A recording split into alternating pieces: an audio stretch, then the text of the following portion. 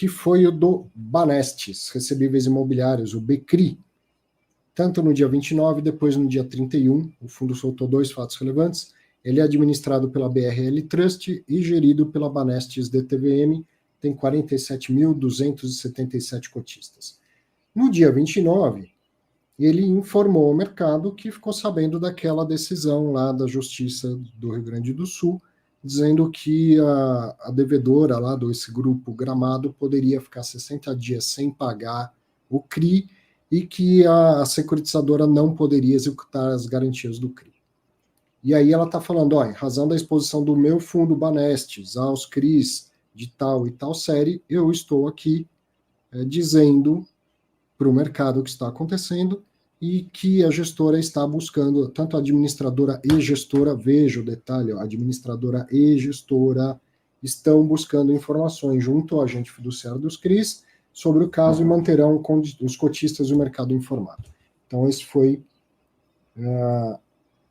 o fato relevante do dia 29. Depois, no dia 31, informaram que essa ação foi extinta, e eu já conto esse caso todo aí, o passo a passo. Então, acabou esse negócio de não poder cobrar, de estar autorizado a não pagar a securitizadora e da securitizadora não poder executar garantia, isso aí acabou, porque a própria empresa desistiu dessa ação, e a justiça extinguiu essa ação. Então, a gente conta o que aconteceu, e aí chegamos ao final, pelo menos essa semana, desse assunto.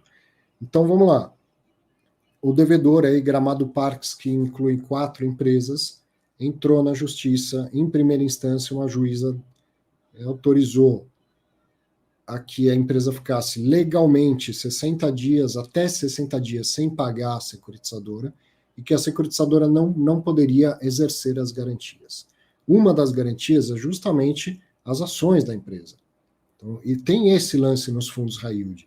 Você vai ver a garantia, é aval dos sócios, vai até no carro do cara ali, né, na casa onde ele mora com a família e tal. Tem um monte de garantia. E a juíza falou, não pode executar as garantias. Especificamente, uma que é as ações das empresas, ou seja, que faz com que a credora, né, a securitizadora, possa tomar o controle da empresa e com isso tomar as decisões. Essa especificamente, ela falou, só pode com autorização judicial exercer essa garantia. Bom, e aí, evidentemente, assim, a justiça tem uma decisão, cabe recurso dessa decisão. Veio o recurso vai para a instância seguinte, e o desembargador vou manter a possibilidade de ficar 60 dias sem pagar, vou manter a possibilidade de não executar algumas das garantias, mas não vou manter a obrigação de só poder trocar o controle da empresa com autorização judicial. Isso não. Está lá no termo de securitização tal, caiu esse escudo. Então, ato seguinte, securitizadora foi lá, cumpriu essa parte das garantias, tirou o diretor-presidente da Gramado Parques e indicou um novo diretor-presidente, porque agora a Forte Securitizadora é a principal acionista dessa empresa. E indicou um outro diretor-presidente. Provavelmente, primeiro ato do novo diretor-presidente. Chamou o jurídico e falou, desiste dessa ação. A gente vai pagar, a gente não vai mais ficar tentando na justiça ter 60 dias para não pagar e tudo mais. Então, esse foi o enredo dessa reviravolta que aconteceu, tudo legalmente e tudo de acordo com os ritos da justiça, tá? Mas a partir do momento em que, em segunda instância, tiraram a blindagem em relação a uma importante garantia, que é, olha, eu tomo as empresas, as ações da sua empresa, eu tomo o controle da sua empresa, a partir desse momento, a garantia forte foi executada e saiu um presidente, entrou outro indicado pela securitizadora, pela Forte Securitizadora, e esse novo presidente agiu em favor da securitizadora. Então, veja como esse teste importantíssimo para o mercado é o saldo positivo de tudo isso. As garantias estão sendo executadas, estão prevalecendo, inclusive, na justiça. Esse é o lance. Tá? Isso é que é o que de melhor a gente tem para tirar desse episódio. Agora, perceba pelos outros fatos relevantes. Gramado não está pagando e outros não estão pagando. Outros tantos não estão pagando, certo? E aí a Vortex está fazendo o papel dela, está noticiando ao mercado, os agentes fiduciários estão fazendo o papel dela. Tem um problema de crédito sério acontecendo com os fundos high yield, na verdade, com qualquer pessoa nesse país, né? Até empresas grandes como Lojas Americanas, que não era considerada high yield e tal, tem um problema de crédito no país em relação a tudo que está acontecendo, tudo que aconteceu no passado recente também. Agora, lógico que o high yield é uma dívida ainda mais difícil de pagar e ela tende a despontar com mais problemas. Tem um problema de crédito, isso não foi solucionado, nem tem solução fácil de acontecer. Mas o grande teste desse mercado, que é as garantias, esse é o lado positivo dessa história. Comentários, senhores? Agora eu vou deixar as perguntas que ainda não tiveram resposta, se você me permite. Só para lembrar, por 2 momentos eu lembrei de falar e não falei. Outra empresa que é do mesmo grupo, a Fortsec. Uhum. A securitizadora desses CRIs, a Fortsec, também é do mesmo grupo, do grupo da Levan, da Hectare e da RCAP. Perguntas que não querem calar. Se houve a execução das garantias, porque assim, Arthur, até onde eu lembro, eu acho que essa execução de garantias não foi ainda comunicada oficialmente, não saiu nenhum fato relevante de lugar nenhum, eu acho que isso está rodando na Rádio Corredor, se eu não me engano. Confirma? Ou isso passou em algum... Talvez tenha tido fato relevante da securitizadora, ou seja, fato relevante do CRI. Talvez. Então, eu só estou dizendo isso, eu não quero afirmar que não teve, porque pode ser que tenha tido algum fato relevante que a gente não viu, que é do CRI. Tá? Mas de fundo imobiliário eu não vi nenhum falando a respeito das demais garantias. Exato. Então, assim, E, aliás, a gente ficou sabendo desse mais por causa da questão judicial, da decisão judicial. Sim, sem dúvida, sem dúvida. O que a Vortex nos mostrou naquele fato relevante que envolve 4 fundos? Tem um monte. Tem um monte em atraso, há mais de 7 dias. E ninguém divulgou nada, então eu, Vortex, estou fazendo a minha parte aqui, estou divulgando. Agora, esse do GPK, por conta da ação na justiça e o excelente trabalho da imprensa, todo mundo ficou sabendo. Sim, e é assim, em primeiro lugar, um comentário aqui, que a Vortex ainda não comentou sobre essa desistência da ação, não soltou, os fundos dela ainda não soltaram fato relevante. O único que soltou foi o BCRI, que tem uma participação pequena nessa operação como um todo. A BR Trust, que é a gestora, e o Banestes, que é a BR Trust como administradora, e a Banestes como gestora, é que soltaram primeiro a informação. E isso é interessante, porque, obviamente, quando você entra com um pedido de desistência, até ele sair, demora um pouquinho, ainda que seja de maneira liminar, etc., que leve algumas horas, etc., mas o Banestes informou antes, ele teoricamente seria o último a saber de todo esse grupinho, digamos assim, última hipótese, ele seria o último. E, na verdade, ele foi o primeiro a divulgar. Se houve realmente a execução de garantias, as cotas ou ações do GPK eram do Serra Verde. Então, o Serra Verde perdeu suas garantias. Que ele era dono de 100% das cotas. Não é que assim, tinha um percentual que o Serra Verde era dono e tinha um percentual que tinha um outro dono e isso é que estava alienado fiduciariamente ao CRI. É interessante entender como isso impacta o Serra Verde, porque afinal de contas então, ele ficou o quê? Ficou sem garantia? Agora os fundos vão passar a ser os donos da GPK, mas ao mesmo tempo muitos deles investem também no Serra Verde, que ficou agora valendo menos, porque perdeu seu praticamente único patrimônio. É interessante ver... de novo, esse emaranhado, como é que eles vão comunicar isso na segunda-feira, já a crítica por terem comunicado, por só comunicarem na segunda-feira, já que a BRL3 teve tempo de publicar ainda na sexta-feira. Inclusive, eu estou até com o Clube FII aberto aqui, para ver se eventualmente alguém soltou isso no fim de semana. Até agora, todos silentes. Uma outra coisa que lembrei, eu também acabei de lembrar de algo que eu queria falar, por isso, Leandrinho, desculpa eu passar na sua frente aí, que é o seguinte: somos todos aqui apaixonados por fundos imobiliários, eu vou mais uma vez defender essa indústria, o quanto esse negócio é sensacional, que é, cara, tem gente que não pagou ainda, ninguém está sabendo, não sabe se as garantias estão sendo, não sabe, mas sai fato relevante, alguém fala, Sim. tá certo? Tem um sistema... Às vezes alguém que nem está tão dentro da história, né, digamos assim, alguém que não está nem... O mesmo em relação ao mercado de securitização, a meu ver, na minha opinião, tem gente que discorda. Fundo imobiliário é um instrumento de securitização, tá? Mas vamos lá.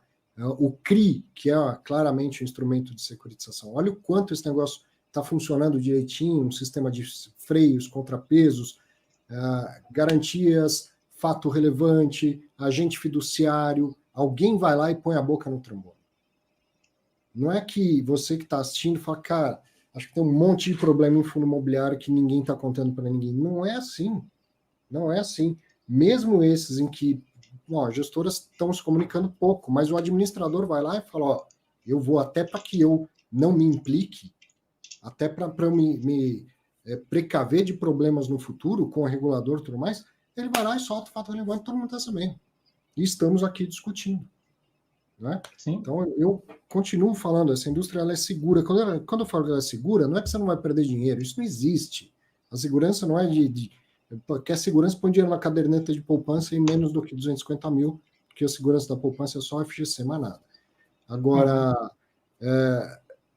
você não vai ter um problema e falar, meu dinheiro evaporou, desapareceu, nem estava sabendo de nada, e pum, sumiu. Isso não existe no mercado financeiro em geral. Não existe. Tem um baita sistema fantástico de regulação, fiscalização e de transparência por fatos relevantes e tudo mais que não tem em nenhuma outra indústria, em nenhum outro mercado. E para concluir, desculpa, Leandro, eu acho que a pergunta mais importante de todas aqui é: quem viu a entrevista que eu fiz com o Lucas Elmore da Hectare há 3 semanas atrás e com a Kátia da RCAP há 6 meses atrás? Quem viu, comenta aqui do lado. Quem não viu, só olhar no YouTube da Click Invest que eu fiz lá e consegui fazer um ótimo jabá. Peguei bem o gancho. Obrigado. Até a próxima. Mas sim, fiz uma entrevista há menos de um mês atrás, com o Lucas Elmore da Hectare. Tá lá. E há 6 meses atrás eu fiz com a Kátia da RCAP, que é a gestora do Tord, do Serra Verde, etc, etc. Quem ainda não viu, veja. Quem já viu, vai ver de novo, porque eu ganho visualização. Por favor, obrigado. Vou assistir, Noni, vou assistir. Agora, o mais importante, eu acho, assim, que tá, a transparência que o Arthur está falando aí é fundamental e rolou a transparência. A transparência, todo mundo sabe que o HCTR é um fundo high yield, ponto final.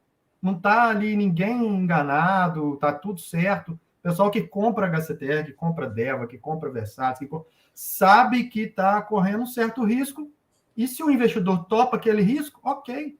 Não é questão que é fundo ruim ou é bom, é ruim. Não, depende do perfil do investidor. Se ele aceita tomar aquele risco para ter um rendimento a mais, quando estava tudo bem, todo mundo felizão. Agora deu um pauzinho, vamos dizer assim, o pessoal já começa a dar uma estressada, mas está sendo válido o que o Arthur está falando aí, que está vendo como que funcionam esses mecanismos de garantias, e está funcionando.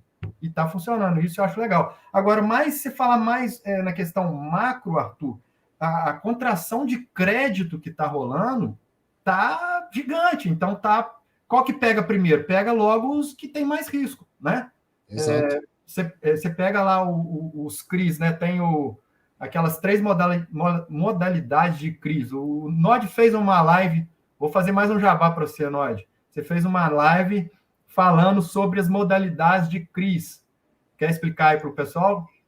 O CRI com mais risco, que enche high grade, high yield. Eu já fiz bastante jabá, mas sim. E agora fazer um jabá do Clube FIA. Também minha última live há 2 semanas atrás foi sobre garantias de CRIs. Quais são as garantias mais comuns? Algumas que o pessoal acha que vale muito a pena, que são fantásticas, que são importantíssimas, eu acho que não são tão importantes, e outras que o pessoal às vezes não dá tanta relevância, para mim são mais fundamentais. Então, há 2 semanas atrás eu fiz uma live no Clube FI falando sobre garantias de CRIs. Então, quem quiser devanear sobre isso, quem quiser passear sobre esse assunto, lá no Clube FIA, minha última live foi sobre esse assunto. Obrigado por mais uma oportunidade de jabá. Eu aproveito esses ganchos. Não, mas você não falou, mas eu vou tocar no assunto. Você fez um vídeo sobre os CRIs subordinados, os CRIs mezanino e o CRIs sênior, né? Que é aquele que... Qual que tem um prêmio maior? O prêmio maior é o subordinado e o júnior. Mas também, se os caras lá não pagarem, o que vai sofrer primeiro vai ser ele. Então, é questão do risco-retorno. E o sênior vai receber primeiro, antes que todo mundo. Então, ele tem um retorno menor. Então, ele tem um retorno maior, porque ele vai receber primeiro. Agora, o júnior, que vai receber por último, ele tem um retorno maior. Então, se aquele empreendimento der tudo certo, quem que vai sair ganhando? O júnior, o subordinado. Mas se der um erro, se a crise acontecer, crédito privado, tá, os créditos estão sendo mais contraído, começa a dar pau, o sênior está mais protegido. Mas ele passou a vida inteira ganhando menos e teve que aguentar ganhando menos. Então, agora ele colhe os frutos de ter ganhado menos no momento da crise. Eu achei legal essa live, muito boa mesmo. Valeu, obrigado. O Mário está comentando aqui, ele tem HTCR e sempre soube dos riscos, por isso nunca passou de 1% da carteira de FIIs. É isso, perfeito. Da minha carteira de FIIs nunca passou de 0%. Não esse fundo que você falou, qualquer fundo high yield. Por quê? Porque não me interessa como pessoa, como perfil. Ah, mas você vai ganhar mais ou mais rápido. Não tem nada a ver comigo. Não tem nada a ver comigo. Agora, tem 1% a ver com o Mário Costa, então ele pôs 1% na carteira dele. Maravilha, tudo certo, gente, tudo certo. Sabe o que está fazendo, conhece o seu perfil e faz o seu investimento conscientemente. Vou voltar a dizer, os fundos não vão perder 100% do que está investido ali, tem sempre um recuperável, né, alguma garantia, alguma coisa, vale algum dinheiro, como eu falei, exagerando um pouco, mas às vezes pega até o carro do sujeito como garantia, entendeu? Alguma coisa vai ser recuperável desse dinheiro, e fora a possibilidade, quem sabe, das empresas melhorarem e voltarem a pagar. Mas não é que é binário, que eles vão perder tudo que está investido aí, e quem investiu, que saiba o que está fazendo e até onde está fazendo. O lance é, uma vez eu lembro de um exemplo que eu dei numa aula aberta, que mostrava assim, uma galinha que botava, por exemplo, 2 ovos todos os dias, e uma outra galinha que botava 4 ovos todos os dias. E você chegou com dinheiro para comprar uma galinha. Aí você cresceu o olho na galinha que botava 4 ovos por dia, né? Porque, pô, né? Afinal de contas. E aí o vendedor chegou para você e falou, olha, deixa eu te contar uma história. Essa galinha que põe 2 ovos por dia, ela tá saudável, ela tá forte, nada me mostra que ela vai ter algum problema de saúde no curto prazo. Vai viver o que uma galinha tem para viver e vai botar 2 ovos todos os dias.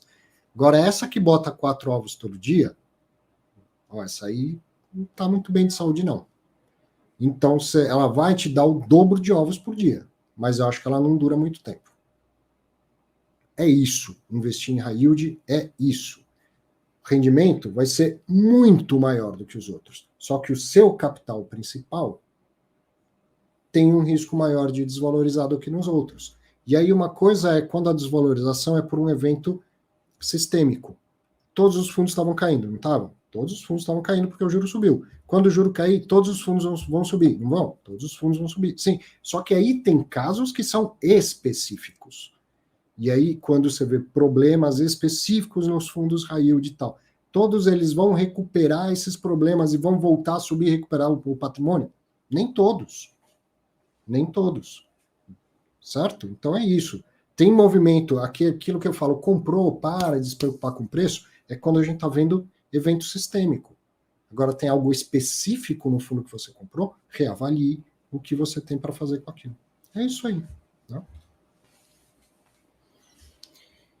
Bom, vamos lá, vamos começar a falar de tijolo, que agora a gente chega para o final da semana e tem umas coisas interessantes, tem inclusive a questão do desconto do GGR, que eu vi bastante gente perguntando aí se foi bom, se foi ruim, e tem entrevista com o Bruno Margato.